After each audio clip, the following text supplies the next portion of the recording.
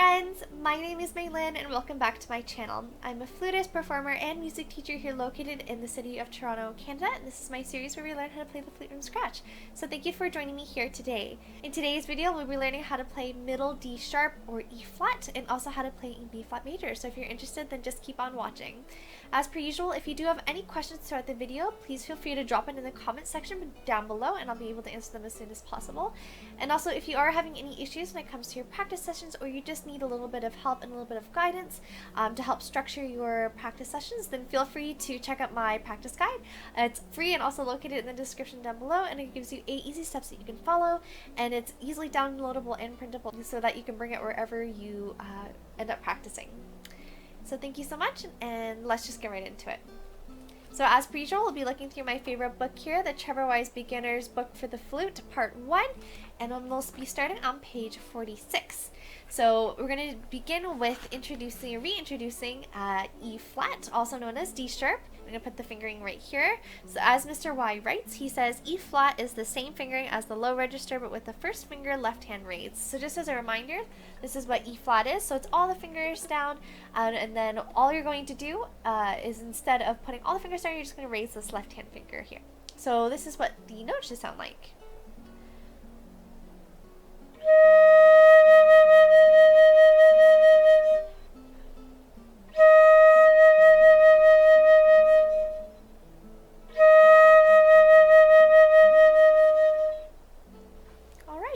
If you want to, you can feel free to jump in between octaves. Actually, Mr. Y has a little exercise here, so I'm going to put that up here, and he just says here, check the tuning of your octaves. So what you can do is you can start with that low note and then jump up to the new note here by lifting your left finger and just experimenting with the 3 things that we need to remember. So remember our embouchure, our air support, and then last is our fingers. So because there's not much happening with our fingers, really concentrate on what you need to do for your breath support and also for your embouchure in order to get that beautiful E flat that we just learned. So I'm gonna play that one first.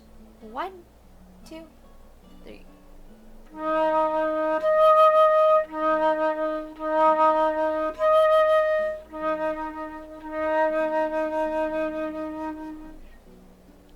Beautiful. So what you can do is you can actually use that as a long tone exercise, so feel free to really slow that down, and you can even slur the notes so that you can really hear what needs to change in order for the air to work. So for example,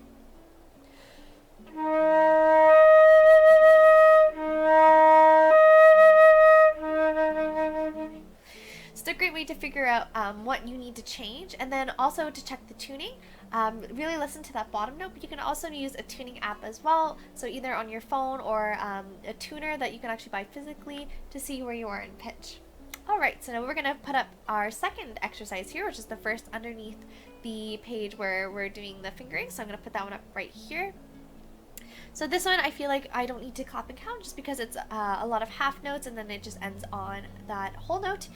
So I'll play it for you so you can get it in your ear and you can use it as a warm-up. So 1, 2, 3, 4.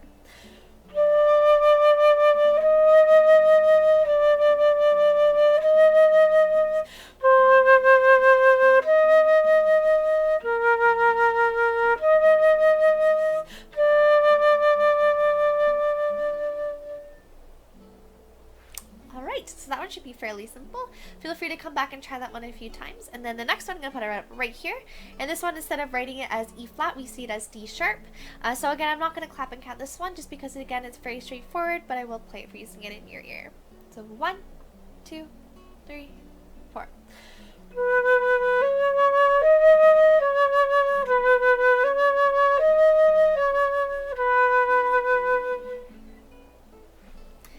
Alright, so those are fairly straightforward. Again, if you want to, feel free to slow them down a lot more to really focus on the sound that you're making, or you can also make them a little bit faster just to see how you are with your fingering and your technique. Now that we know E flat, now we're going to do another scale, and that's going to be B flat major. So I'm going to put up the scale exercise right here. So this one is in 4/4. Again, very similar to the other ones that we did. We'll do the clap and count just as a refresher, and then I'll play it for you. Make sure that you do notice that in B flat major, B flat and E flat are there in the key signature on the left. So 1, 2, 3, and 4. 1 and 2 and 3,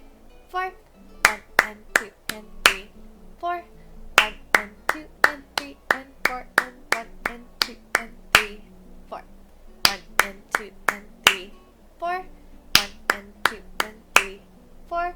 1 and 2 and 3 and 4 and 1, 2, 3, 4. All right, and I'll play it for you so you can get it in your ear. 1, 2, 3.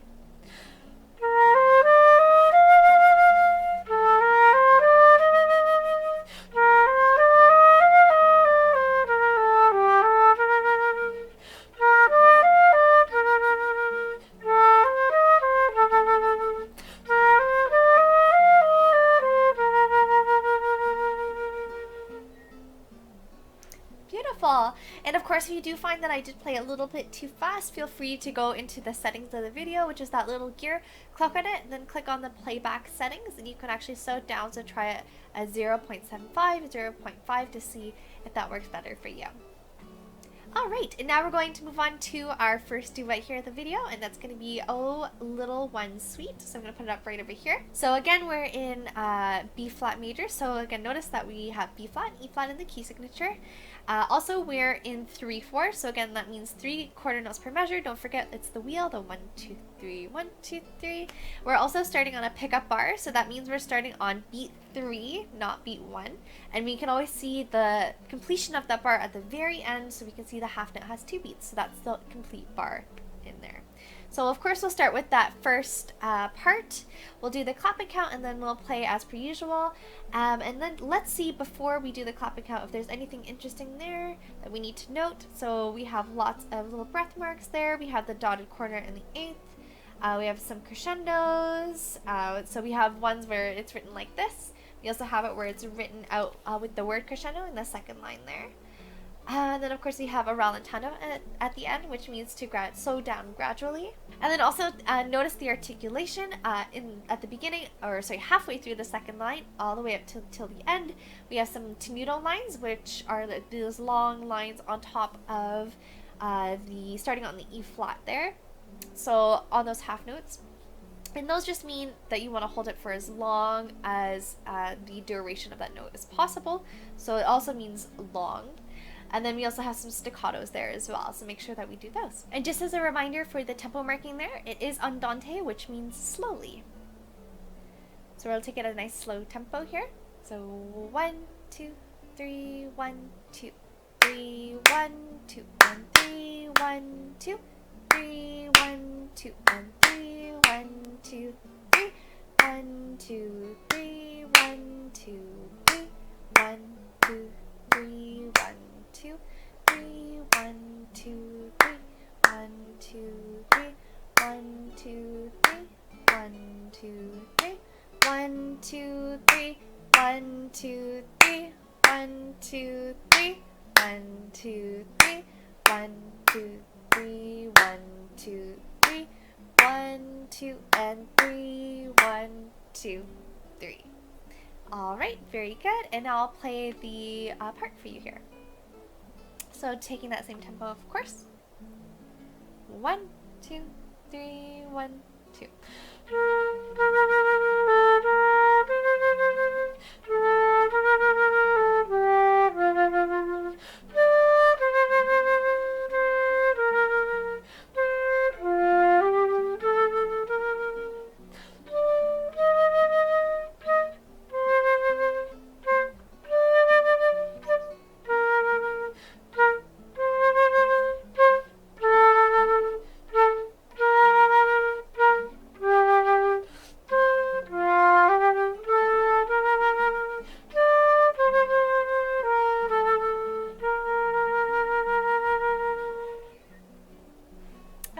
That's so beautiful.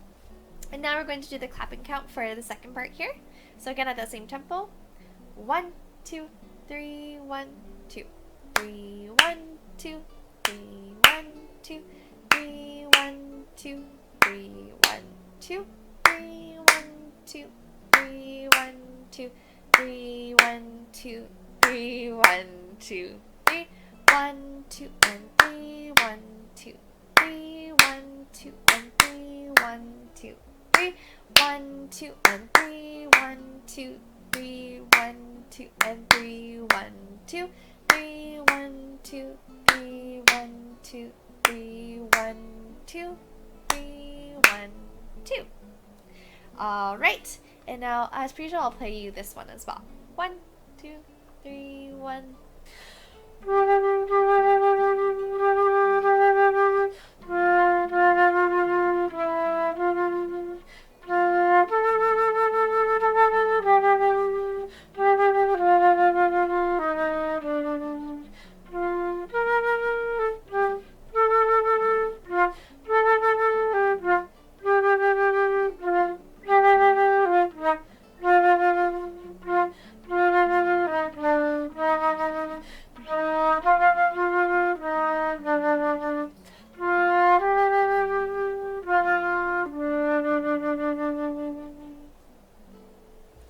Alright, that's such a beautiful piece. I don't know if you noticed when we were playing it through that the melody actually switches between the two parts. So at the beginning with that dotted eighth note little theme that we have, it's in the first part, and then it actually switch over to the second part halfway through the piece, which is really, really awesome. So I hope that you enjoyed that one.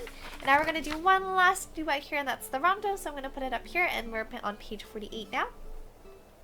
Alright, so this one is again in B flat major. We're in cut time, which is 2/2 if you remember from our last video. So that means that there are 2 half notes per measure.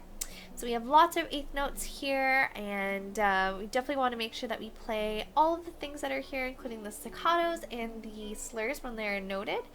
For the clap and count, I won't play the repeat. However, of course, when I play, I'll repeat it for you. And just take a note that we're repeating the first 2 lines, and then we'll be repeating the last line twice, and then with a rallentando the second time.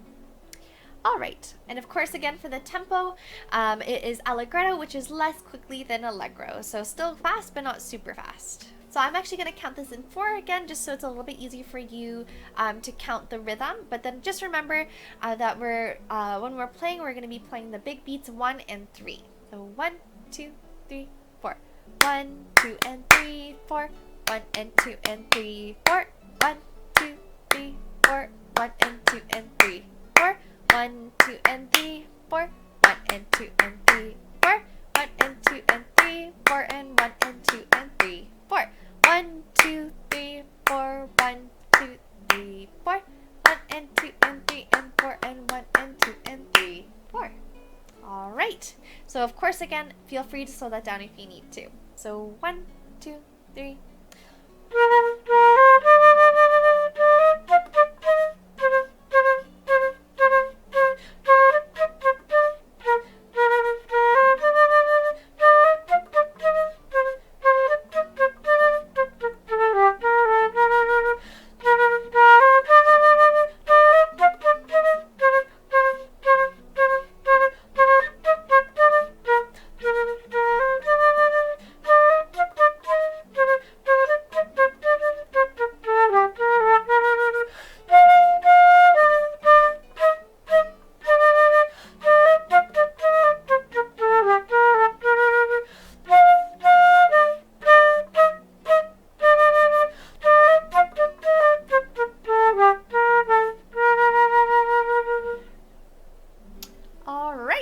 A fun little rondo. I love that.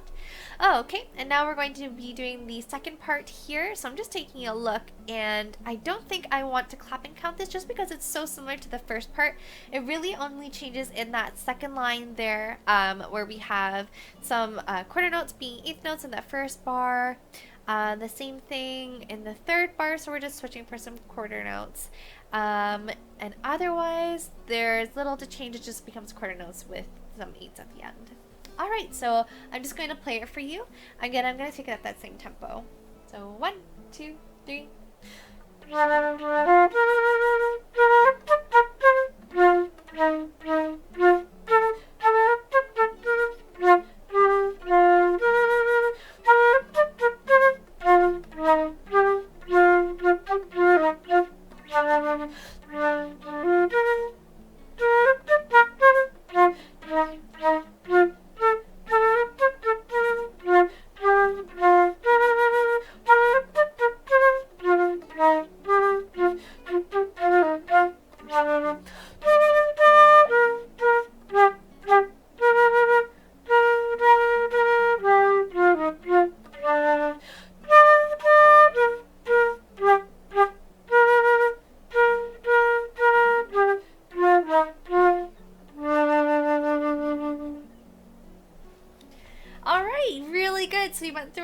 material again, just to recap, we learned how to play a middle, a D sharp, also known as E flat, and then we also played in B flat major, doing 2 different duets and a whole bunch of tone exercises. So that's amazing job, great work today.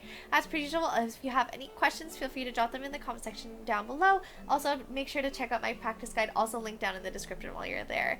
And if you liked the video, please feel free to press a like and also subscribe for more videos just like this. I'm also planning on coming out with some covers for some music and some musical and some flute arrangements. So if you're interested in watching that, also feel free to click the little bell icon too for the extra notifications for those videos. And in next week's video, we'll be learning how to play upper F sharp in G's. And as always, thank you so much for watching and happy fluting!